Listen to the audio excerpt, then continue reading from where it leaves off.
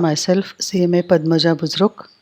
Topic for discussion is self-balancing ledger. Go to study note number 7, which is on self-balancing ledger. In case of small businesses, only small number of accounts are kept and only one ledger, that is general ledger, is maintained. So all accounts in case of small businesses are only in general ledger, but because customers and suppliers are few, and these few personal accounts can be easily maintained in general ledger. But as customers increases, number of customers increases, these customers will be in lakhs, in thousands. Then it becomes necessary to have separate ledger only for these customers, that is debtors, which is debtors ledger. Now this debtors ledger will have personal account of all credit customers, that is debtors. Similarly, if number of suppliers increases, as business grows, number of customers, number of suppliers, they increase. And it is really difficult to have all their personal accounts in only one ledger, that is general ledger. So it is necessary to have suppliers creditors account in separate ledger, which is known as creditors ledger. So as the business grows, there will be not only one general ledger, but most commonly debtors ledger, creditors ledger and general ledger are maintained. Depends upon the size of the business, requirement of the business, how many additional ledgers are to be prepared. Debtors ledger will have personal account of debtors, credit customers, and creditors ledger will have personal account of suppliers, that is the suppliers who supply goods to businessmen on credit. Debtors ledger is also known as sold ledger or sales ledger. This ledger will have personal account of debtors, that is customers to whom the businessman sells goods on credit are debtors. This ledger deals with accounts relating to trade debtors. Creditors ledger, which is also known as bought ledger or purchase ledger. This ledger will have personal account of trade creditors. Trade creditors are suppliers who supply goods to the businessmen on credit. This ledger deals with accounts relating to trade creditors. General ledger, which is also known as nominal ledger. This ledger will have all real accounts, nominal accounts, and personal accounts other than debtors and creditors. In this ledger, if separate debtors and creditors ledger is maintained in the business, then general ledger will have personal account other than debtors and creditors, because all customers and suppliers accounts will be maintained in debtors ledger and creditors ledger respectively. So this general ledger will have personal account other than debtors, creditors, real account and nominal account. Examples are given, examples of personal account, real account and nominal account. Salary, rent, insurance, carriage, all these are nominal account.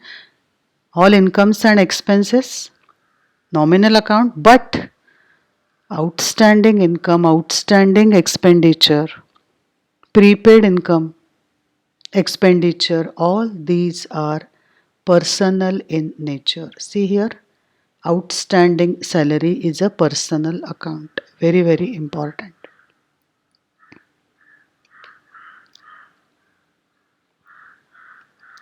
Now, for preparation of trial balance, it is necessary to take balance from all the three ledgers. That is, balances from debtors ledger, creditors ledger and general ledger. You cannot prepare trial balance from only single ledger because debtors ledger will have only customers accounts. So only debit balance, because if you sell goods to customers on credit, your journal entry is debtors to sales. So debtors ledger will have only debit balance, no credit balance. Similarly, creditors ledger will have only credit balance and no debit balance, because if purchases are made on credit, your entry is purchases to creditors. So for preparation of trial balance, you need to take balances from all the three ledgers. And if this trial balance does not match, then it becomes really difficult to find out, locate the error. Because you have to go through, you have to check accounts from all the three ledgers. To overcome this difficulty, self-balancing ledgers are prepared. So in debtors ledger, customers accounts are prepared as usual. Customers account are opened as usual, which will have debit balances. But in order to make trial balance only from debtors ledger, additional account is prepared, and which is self-balancing account. In creditors ledger also, suppliers account as usual are maintained opened, which will have credit balance. But in order to make trial balance, additional account is opened, maintained in creditors ledger, and that is self-balancing account. So, if these accounts are opened in debtors and creditors ledger, then trial balance can be prepared from the balances of debtors ledger as well as creditors ledger. System under which each ledger is made to balance is called self-balancing system. So you can have trial balance from debtors ledger, creditors ledger as well as general ledger. Under self-balancing system, the scrutiny of accounts is limited to ledger which does not balance. If trial balance from debtors ledger does not match, then it is clear that mistake is in debtors ledger and checking of all other accounts in general ledger and creditors ledger is avoided. So trial balance is prepared from all the three ledgers, three trial balances. Balances from debtors ledger, creditors ledger and general ledger.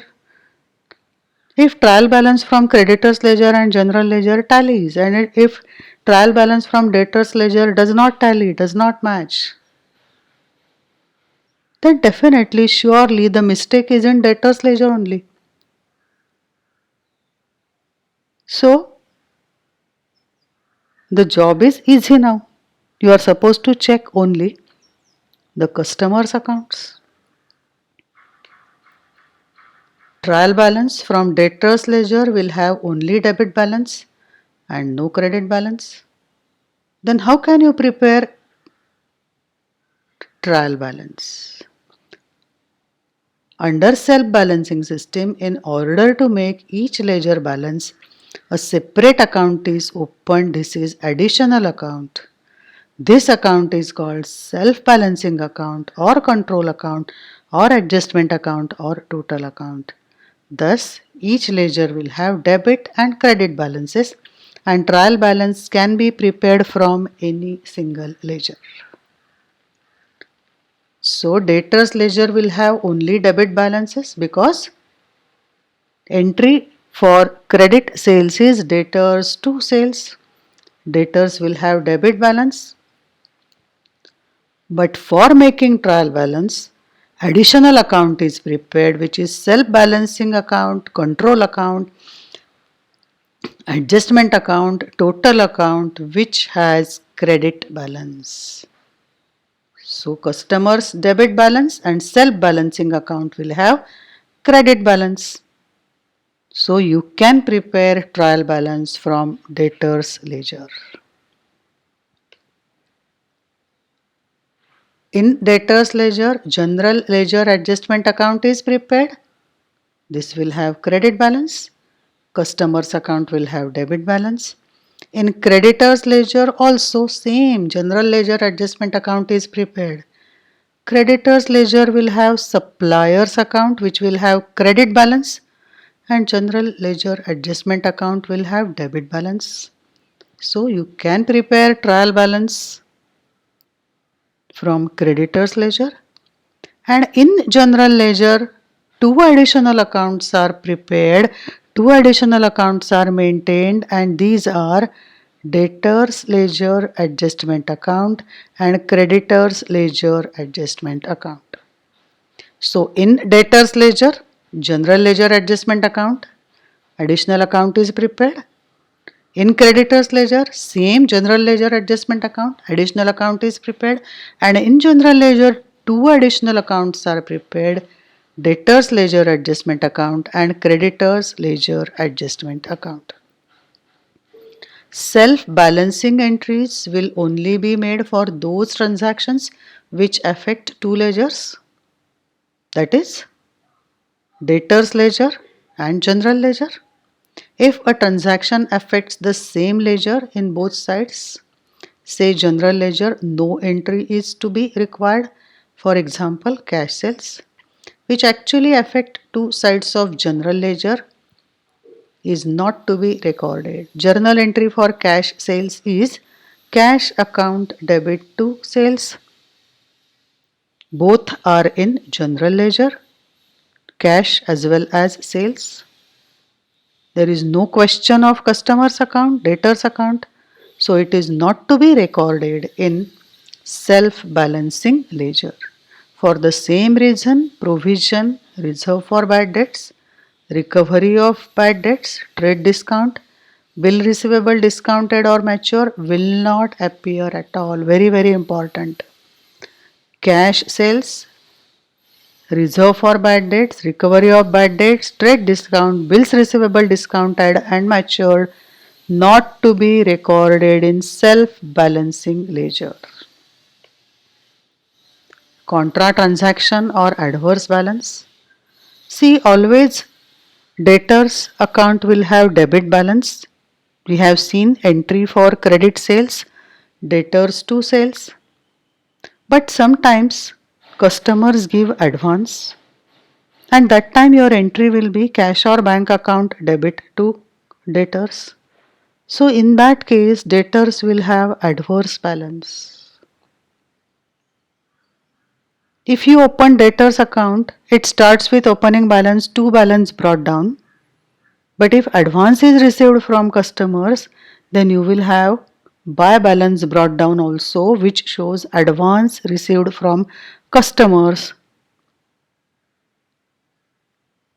So this is very, very important, which is known as adverse balance. Sometimes debtors ledger shows credit balance and creditors ledger shows debit balance, that is adverse balance of debtors ledger and creditors ledger.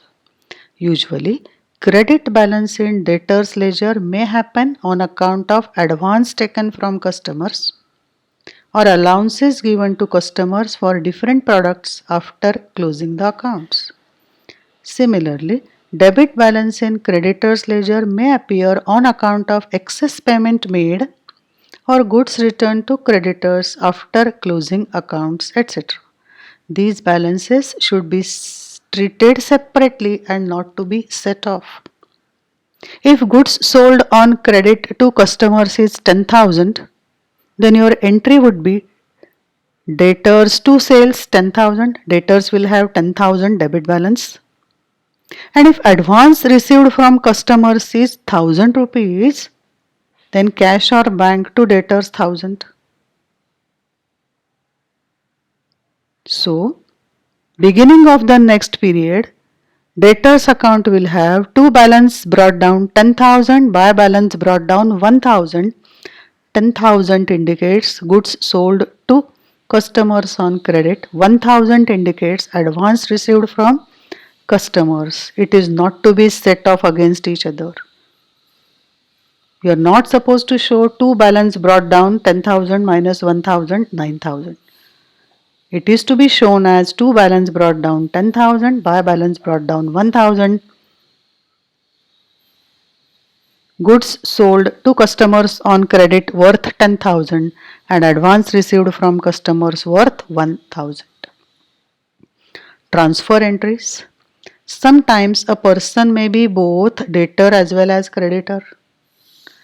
In other words, the firm purchased goods from him and also it sells goods to him.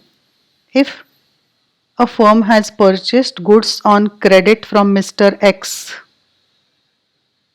and sold the goods to Mr. X on credit, then in that case, same person is that firm's debtor as well as creditor.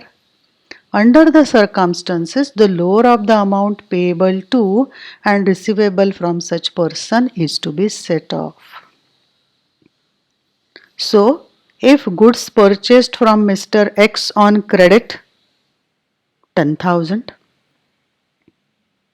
entry is purchases to X 10,000. Goods sold to Mr. X on credit worth rupees 15,000. Entry is